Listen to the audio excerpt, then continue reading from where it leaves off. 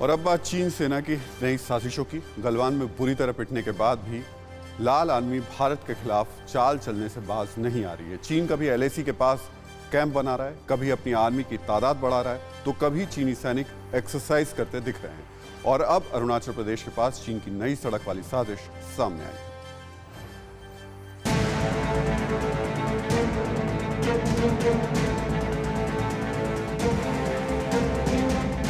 पूरी दुनिया में हड़कंप मचाने वाला ग्लोबल विलन चीन भारत के खिलाफ हर दिन नई साजिश रच रहा है। वो जानता है कि चीन के वुहान लैब से निकला वायरस इस वक्त भारत में हर इंसान को प्रभावित कर रहा है। ड्रैगन जब देख रहा है कि भारत इस महामारी के दर्द से करा रहा है, तब उसने पहले पूर्वी लद्दाख में युद्धाभ्यास शुरू किया और जब युद्धाभ्यास की टाइमिंग पर सवाल उठा तो लाल बादशाह ने एलएसी के पास अरुणाचल सीमा पर हलचल तेज कर दी। लेकिन धूर्त चीन की ये चाल फिर बेनकाब हुई है। खुलासा हुआ है कि गलवान में अपनी सेना पीछे हटाने का दावा करने वाले चीन ने अब अरुणाचल प्रदेश की सीमा के पास ब्रह्मपुत्र घाटी से गुजरने वाले हाईवे का निर्माण पूरा कर लिया है। चीन ने अरुणाचल बॉर्डर के पास तिब्बत के दक्षिण पूर्वी हिस्से में जहां हाईवे का निर्माण किया है, उसकी लंबाई 67 किलोमीटर है। इस हाईवे में 2 किलोमीटर लंबी सुरंग भी शामिल है और चीन के नदी पर बनाए जाने वाले विशाल बांध की योजना का अहम हिस्सा है।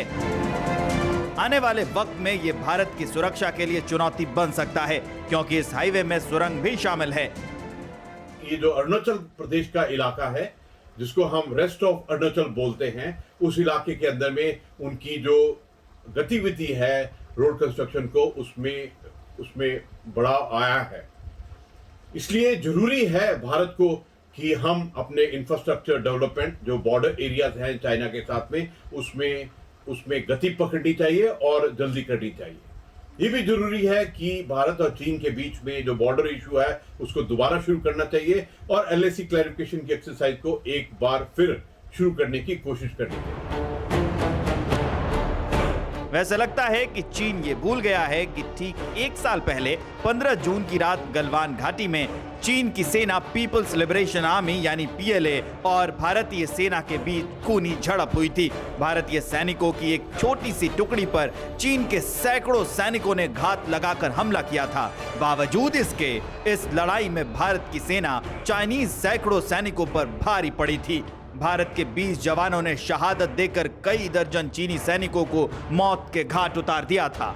इस लड़ाई में पटखनी खाने के बाद चीन ने एक बार फिर हिमाकत की है। चीन के राष्ट्रपति शी जिनपिंग के आदेश पर इस हाईवे को बनाया गया है। यह हाईवे दुनिया के सबसे गहरे यारलुंग जांगबो ग्रैंड दर्रे से कटता है और संभवतः ये बाईबंग काउंटी में जाकर खत्म होता है। ये अरुणाचल प्रदेश के बीशिंग गांव की सीमा के पास है। बीशिंग गांव अरुणाचल प्रदेश के गेलिंग सर्कल में आता है, जो मैकमोहन सीमा को छूता है। हालांकि चालबाज चीन मैकमोहन लाइन को नहीं मानता और दावा करता है कि अरुणाचल प्रदेश दक्षिणी तिब्बत में आता है। लेकिन भारत हमेशा चीन के इस हवाई दावे की हवा निकालता रहा है, पर यह हाईवे आने वाले समय में देश के लिए मुश्किल साबित हो सकता है, क्योंकि इस हाईवे के शुरू होने से अब तिब्बत के शहरी इलाके निंगची और सीमा से सटे गांव के बीच का सफर घटकर महज 8 घंटे का रह जाएगा। चीन ने इसके निर्माण पर पानी की तरफ पैसा बहाया है और यारलुंग जंगबो विशाल घाटी के जरिए गुजरने वाले राजमार्ग का निर्माण 31 करोड़ डॉलर की लागत से किया है। यारलुंग जंगबो को दुनिया की सबसे गहरी घाटी के रूप में जाना जाता है, जिसकी अधिकतम गहराई 6009 मीटर है और तिब्बत की यारलुंग जांगबो नदी ही भारत में बहकर आने पर अरुणाचल प्रदेश के सियांग और असम में ब्रह्मपुत्र नदी बनती है। ये हाईवे भारत के साथ एलएसी के पास सैकड़ों और सुरंगों के निर्माण की चीन की महत्वाकांक्षी योजनाओं का हिस्सा है। इससे चीन के दूर दराज के इलाके भी शहरों और हवाई अड्डों से जुड़ेंगे।